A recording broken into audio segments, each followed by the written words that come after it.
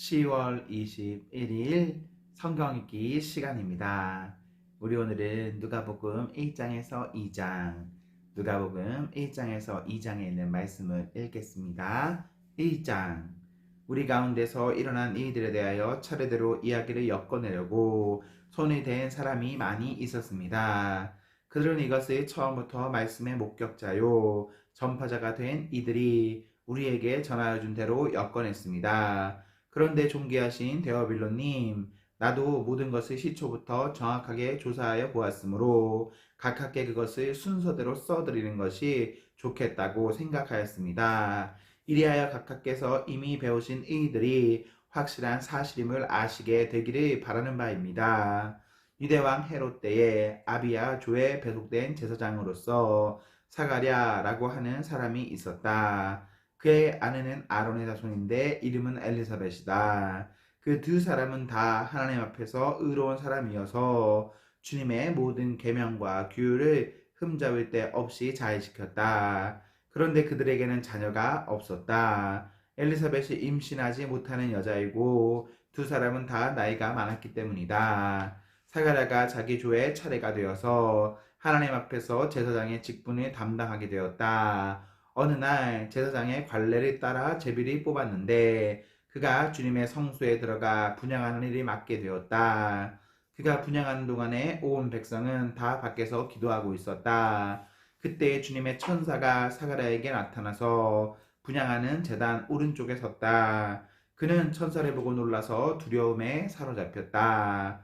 천사가 그에게 말하였다. 사가랴야, 두려워하지 말아라. 내 간구를 주님께서 들어주셨다. 내 아내 엘리사벳이 너에게 아들을 낳아줄 것이니 그 이름을 요한이라고 하여라. 그 아들은 내게 기쁨과 즐거움이 되고 많은 사람이 그의 출생을 기뻐할 것이다. 그는 주님께서 보시기에 큰 인물이 될 것이다. 그는 포도주와 독한 술을 입에 대지 않을 것이요 어머니 뱃속에 있을 때부터 성령을 충만하게 받을 것이며 이스라엘 자손 가운데서 많은 사람을 그들의 주 하나님께로 돌아오게 할 것이다.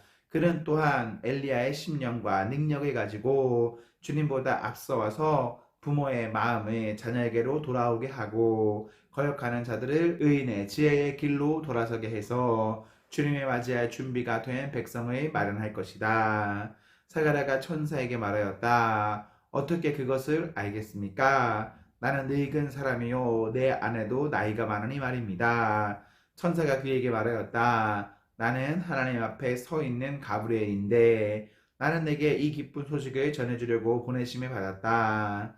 보아라, 그때가 되면 다 이루어질 내 말을 내가 믿지 않았으므로 이 일이 이루어지는 날까지 너는 벙어리가 되어서 말을 못하게 될 것이다.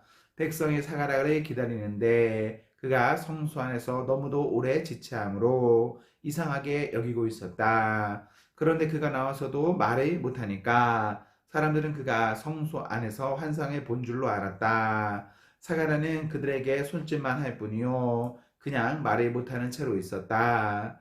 사가랴는 제사 당번 기간이 끝난 뒤에 집으로 돌아갔다. 그 뒤에 얼마 지나서 그의 아내 엘리사벳이 임신하고 5달 동안 숨어 살면서 이렇게 말하였다. 주님께서 나를 돌아보셔서 사람들에게 당하는 내 부끄러움을 없이 해주시던 날에 나에게 이런 일을 베풀어 주셨다. 그 뒤로 6달이 되었을 때에 하나님께서 천사 가브리엘을 갈릴리 지방의 나사렛 동네로 보내시어 다윗의 가문에 속한 요셉이라는 남자와 약혼한 처녀에게 가게 하셨다. 그 처녀의 이름은 마리아였다. 천사가 안으로 들어가서 마리아에게 말하였다. 기뻐하여라, 은혜를 입은 자야. 주님께서 그대와 함께 하신다. 마리아는 그 말을 듣고 몹시 놀라 도대체 그 인사말이 무슨 뜻일까 하고 궁금히 여겼다. 천사가 마리아에게 말하였다. 두려워하지 말아라, 마리아야.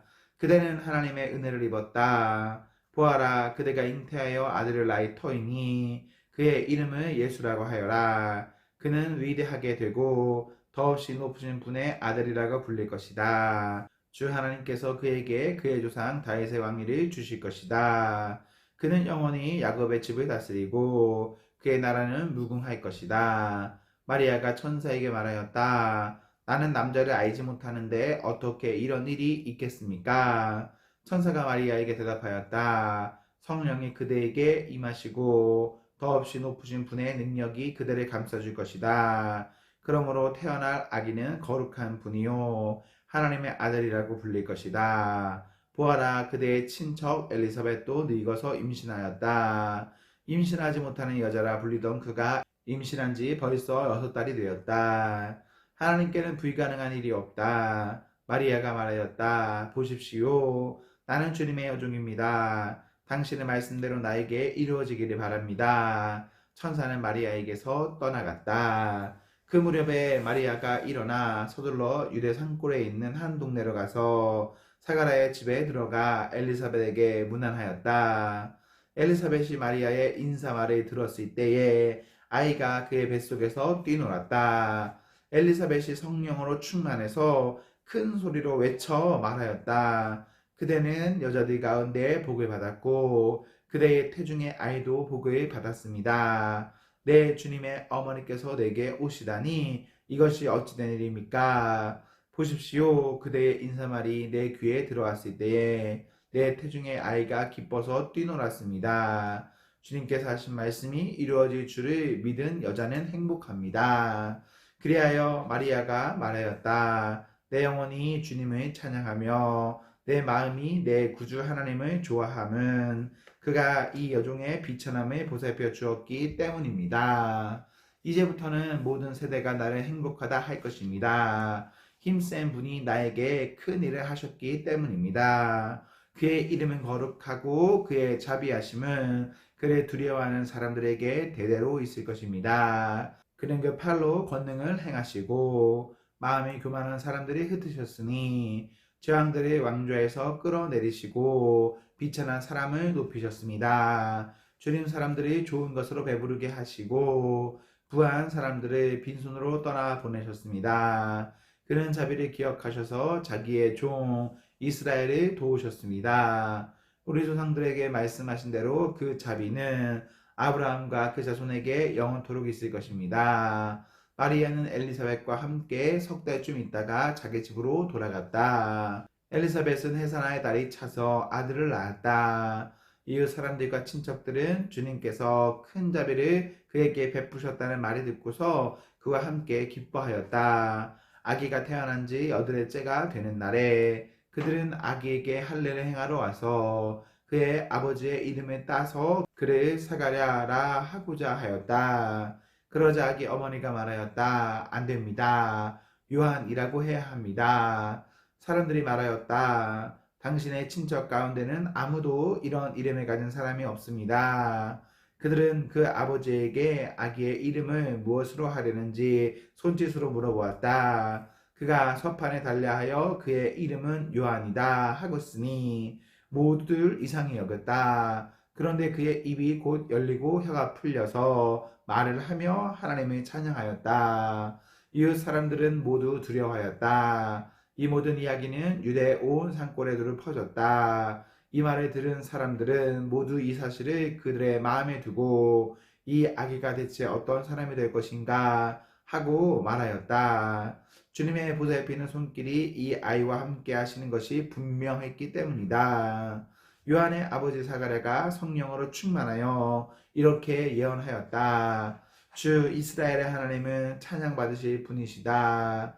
그는 자기 백성을 돌보아 속량하시고 우리를 위하여 능력 있는 구원자를 자기의 종 다윗의 집에 일으키셨다. 예로부터 자기의 거룩한 예언자들의 입으로 주님께서 말씀하신 대로 우리를 원수들에게서 구원하시고 우리를 미워하는 모든 사람들의 손에서 건져내셨다. 주님께서 우리 조상에게 자비를 베푸시고 자기의 거룩한 언약을 기억하셨다. 이것은 주님께서 우리에게 주시려고 우리 조상 아브라함에게 하신 맹세이니 우리를 원수들의 손에서 건져주셔서 두려움이 없이 주님을 섬기게 하시고 우리가 평생 동안 주님 앞에서 거룩하고 의롭게 살아가게 하셨다.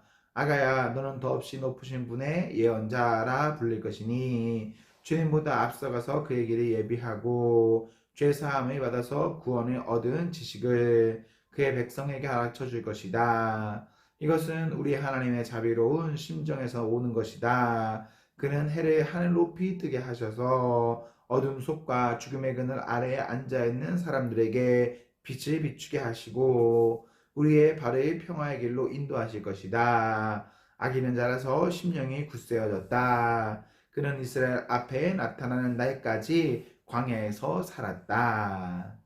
2장. 그때 아구스투스 황제가 칙령을 내려 온 세계가 호적 등록을 하게 되었는데 이 첫 번째 호적 등록은 구레뇨가 시리아의 총독으로 있을 때에 시행한 것이다. 모든 사람이 호적 등록을 하러 저마다 자기 고향으로 갔다. 요셉은 다윗의 가문의 자손이므로 갈릴리의 나사렛 동네에서 유대에 있는 베들레헴이라는 다윗의 동네로 자기의 약혼자인 마리아와 함께 등록하러 올라갔다. 그때 마리아는 임신 중이었는데 그들이 거기에 머물러 있는 동안에 마리아가 해산할 날이 되었다. 마리아가 첫 아들을 낳아서 포대기에 싸서 그 위에 눕혔다. 여간에는 그들이 들어갈 방이 없었기 때문이다. 그 지역에서 목자들이 밤에 들에서 지내며 그들의 양떼를 지키고 있었다. 그런데 주님의 한 천사가 그들에게 나타났고 주님의 영광이 그들을 두루 비추니 그들은 몹시 두려워하였다. 천사가 그들에게 말하였다. 두려워하지 말아라. 나는 온 백성에게 큰 기쁨이 될 소식을 너희에게 전하여 준다. 오늘 다윗의 동네에서 너희에게 구주가 나셨으니 그는 곧 그리스도 주님이시다. 너희는 한 갓난 아기가 포대기에 싸여 그 위에 누워 있는 것을 볼 터인데 이것이 너희에게 주는 징표이다. 갑자기 그 천사가 더불어 많은 하늘 군대가 나타나서 하나님을 찬양하여 말하였다. 더없이 높은 곳에서는 하나님께 영광이요 땅에서는 주님께서 좋아하시는 사람들에게 평화로다. 천사들이 목자들에게서 떠나 하늘로 올라간 뒤에 목자들이 서로 말하였다. 베들레헴으로 가서 주님께서 우리에게 알려주신 바 일어난 그 일을 봅시다. 그리고 그들은 급히 달려가서 마리아와 요셉과 그 위에 누워있는 아기를 찾아냈다. 그들은 이것을 보고 나서 이 아기에 관하여 자기들이 들은 말을 사람들에게 알려주었다. 이것을 들은 사람들은 모두 목자들이 그들에게 전하여 준 말을 이상히 여겼다. 마리아는 이 모든 말을 고이 간직하고 마음속에 곰곰이 되새겼다. 목자들은 자기들이 듣고 본 모든 일이 자기들에게 일러주신 그대로임을 알고 돌아가면서 하나님께 영광을 돌리며 그를 찬미하였다. 여들에 갇혀서 아기에게 할례를 행할 때에 그 이름을 예수라고 하였다. 그것은 아기가 수태되기 전에 천사가 일러준 이름이다. 모세의 법대로 그들이 정결하게 되는 날이 차서 그들은 아기를 주님께 드리려고 예루살렘으로 데리고 올라갔다. 그것은 주님의 율법에 기록된 바 어머니의 태를 처음에는 산의 아이마다 주님의 거룩한 사람으로 불릴 것이다. 한 대로 한 것이요. 또 주님의 율법에 이르신 바 산비둘기 한 쌍이나 어린 집 비둘기 두 마리를 드려야 한다. 한 대로 희생제물을 드리기 위한 것이었다.